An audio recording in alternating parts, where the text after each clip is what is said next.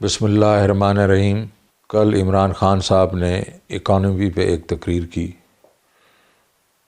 और उसके जवाब में इसहाक डार साहब ने एक प्रेस कॉन्फ्रेंस की। इसहाक डार साहब की परेशानी साफ नज़र आ रही थी। वो घबराए हुए थे और काफ़ी फ्रस्ट्रेटेड नज़र आ रहे थे। आपको याद होगा कि इसहाक डार साहब जब आए लंदन से, मिफ्ताह इस्माइल को रिप्लेस किया जब उन्होंने, तो उन्होंने कहा जैसे ही वो जहाज़ में चढ़े लंदन से, तो डॉलर ने रुपए के मुकाबले में डिप्रिशिएट करना शुरू कर दिया। इसका मतलब है कि डॉलर जो है वो पीछे हटना शुरू हो गया। और उन्होंने कहा कि मैंने डंडा नहीं चलाया और मैं अभी कुछ दिनों में डॉलर रुपए की पैरिटी जो है वो 200 से नीचे लेके आ जाऊंगा। और उन्होंने कहा मुझे ये सब पता है, फार्मूला पता है और मुझे सारी कैलकुलेशन का पता है कि कैसे करना है इसको। उनको कहा गया कि IMF ने जो कंडीशंस हमारे सामने रखी हुई हैं, जो मिफ्ताह इस्माइल ने कबूल की थी, वो काफ़ी सख्त हैं। तो उन्होंने कहा मैं जा रहा हूँ अमेरिका उनसे बात करने के लिए और मैं उनकी आंख में आंख डाल के उनसे गुफ्तगू करूँगा और ये जो शराइत हैं इनको अपने लिए मुफीद करूँगा या नरम करवाऊँगा। तीसरी चीज़ उनको बताई गई कि रेटिंग एजेंसीज मूडीज़, S&P वगैरह ने हमें डाउनग्रेड कर दिया है। उन्होंने कहा वो हमारे से पूछ के नहीं किया, तो मैं उनको अपनी ज़बान में समझाऊँगा कि ये जो रेटिंग्स हैं इसको अपग्रेड करना है। अब वो तीनों चीज़ें जो हैं वो तो नहीं हुई, लेकिन डार साहब ने डॉलर को, रुपए को पैक कर दिया एक सर्टेन रेट पे, और रेट जो था वो 214, 215 से शुरू हुआ, आहिस्ता आहिस्ता करते कुछ दिन पहले तक वो 230 पे पहुंच गया। उसके बाद IMF का प्रेशर था, उस पर उन्होंने डॉलर को छोड़ा और एक ही दिन में डॉलर 24 रुपये नीचे गिरा और दूसरे दिन के बीच में फिर वो 8 रुपये गिर के 32 रुपये 2 दिन में डॉलर ने उड़ान की। इसका मतलब है वो महंगा हुआ और पाकिस्तान की करेंसी जो है वो 262, 264 पे ट्रेड होना शुरू हो गई। इसी एक मूव की वजह से पाकिस्तान का जो कर्ज़ा है वो तकरीबन 4.2 ट्रिलियन रुपए से बढ़ गया, 4,200 अरब रुपए से बढ़ गया। उससे पहले भी जो कर्ज़ा था अप्रैल के बाद से वो तकरीबन 6,500 से ज़्यादा हो चुका था। तो अब ये टोटल कर्ज़ा जो है, इसमें मैं दिसंबर के नंबर नहीं बीच में डाल रहा हूँ, वो तकरीबन 11 ट्रिलियन से बढ़ चुका है। आपको याद हो कि पूरे हमारे जो 40 महीने थे उसमें जो टोटल कर्ज़ा जो बढ़ा है वो 19 ट्रिलियन बढ़ा है, 19.4 ट्रिलियन। और ये हमें कोसते थे कि आपने पाकिस्तान को मकरूज़ कर दिया।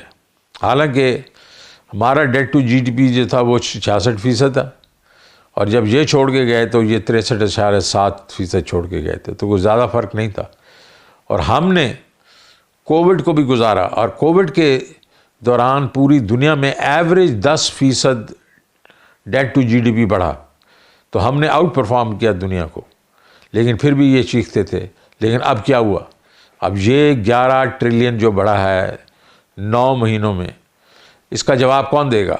अब दूसरी बात पे आते हैं कि डार साहब ने बहुत ही गुस्से में और तकब्बर में कहा कि जब हम लोग गए थे या मैं गया था तो मैं पाकिस्तान की इकॉनमी को 24वें नंबर पे छोड़ के गया था दुनिया में, और कुछ ही दिनों में हम 20 नंबर पे पहुंच जाते और G20 का हिस्सा बन जाते।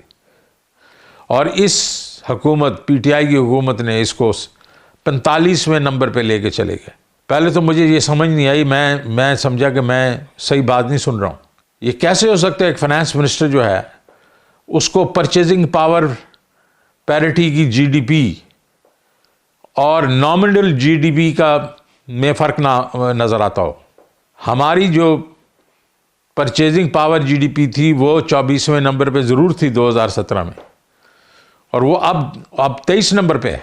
और ये जो 45 नंबर की बात कर रहे हैं, ये उस वक्त भी 40 नंबर पे हम थे और वो नॉमिनल जीडीपी पे थे। और नॉमिनल जीडीपी जब ग्रो करेगी और हम 20वें नंबर पे आएंगे तो फिर G20 का हम हिस्सा बनेंगे। तो जब डार साहब को ये भी नहीं पता कि नॉमिनल जीडीपी क्या होती है, और उस वक्त 40 पे थे और हम अब 42 पे हैं, लेकिन 5वें साल की अगर हमारी हुकूमत रही होती तो हमने 6.5% अगर ग्रोथ की होती तो हम भी कोई 38-40 पे आ गए होते। लेकिन ताज्जुब मुझे ये है कि डार साहब को नहीं मालूम कि परचेजिंग पावर पैरिटी क्या होती है और नॉमिनल जीडीपी क्या होती है। अगर डार साहब को ये मालूम नहीं है, कोई हक नहीं पहुंचता उनको कि फाइनेंस मिनिस्टर हैं। अब तीसरी चीज़ है कि जीडीपी के बारे में इन्होंने ये कहा कि क्योंकि हमारी जीडीपी जो है वो 112 बिलियन डॉलर से बढ़ी और इनकी तो बहुत थोड़ी बड़ी है, 30, 40, 50 बिलियन से बड़ी है। अरे भाई, आपने ओवर वैल्यूड रुपये रखा हुआ था, 25 से 30% आपका रुपया ओवर वैल्यूड था, जिसकी वजह से एक्सपोर्ट्स 10 बिलियन डॉलर से गिर गई थी उन 4 सालों में जब आप थे, और इंपोर्ट्स 23 बिलियन से बढ़ गई थी, और 33 बिलियन डॉलर का आप टीका लगा के जहाज पकड़ के आप जनाब लंदन पहुंच गए थे। और अभी भी आपने वही किया है, डॉलर को पेग किया है। तो उससे क्या हुआ? जब आपने डॉलर को पेग किया तो दिसंबर में जो एक्सपोर्ट्स हैं वो 16.6% में % कम हुई हैं दिसंबर टू दिसंबर, और रेमिटेंसेस जो हैं 19.2% कम हुई हैं दिसंबर टू दिसंबर।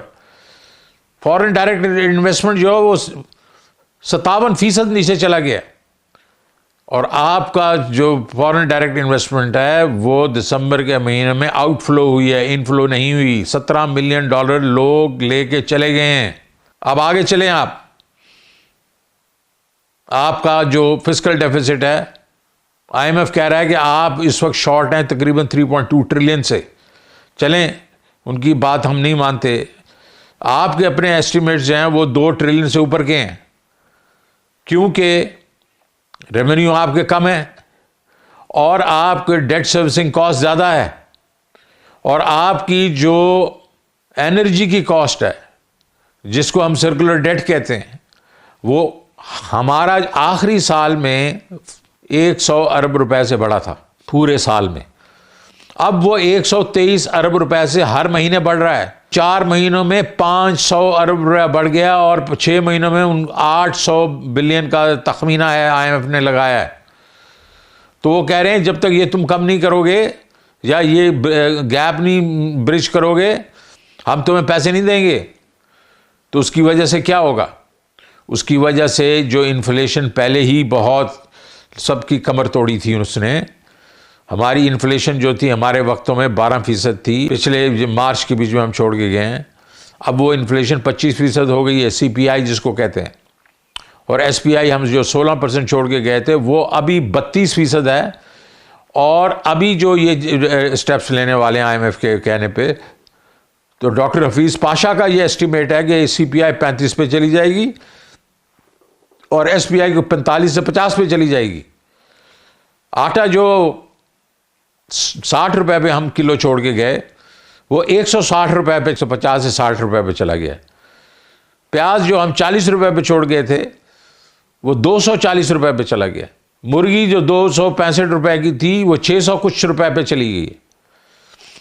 इसी तरह दालों में, इसी तरह इलेक्ट्रिसिटी 16 रुपए की हम लोग छोड़ के गए थे यूनिट, अब वो 36 रुपए पे है। और ये अभी जो आप देखेंगे 8 रुपए और बढ़ा देंगे IMF वाले। और गैस, ये गैस चार्जेस 47% बढ़ाएंगे जुलाई से। तो तूफान बदतमीजी आ जाएगा आपकी महंगाई में।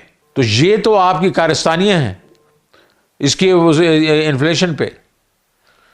और एंड पे अगर आप आके देखें तो सर्कुलर डेट की मैं बात जिस तरह कर रहा था कि ये कह रहे थे सर्कुलर डेट, अरे भाई सर्कुलर डेट होगा इसलिए है कि आपने ये जो तेल के कारखाने लगा गए थे, बिजली के कारखाने तेल पे जो चलते थे, इंपोर्टेड फ्यूल पे 450 बिलियन जो है वो कैपेसिटी पेमेंट्स थी 2018 में, वो इस साल में 1 ट्रिलियन 150 बिलियन पे पहुंच गई हैं।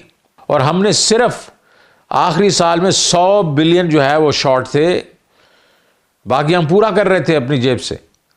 इस साल 2023 में 300 बिलियन के रिडक्शन होनी थी, नेगेटिव फ्लोज होनी थी। लेकिन अब हो क्या रहा है? आपके दौर में वो एक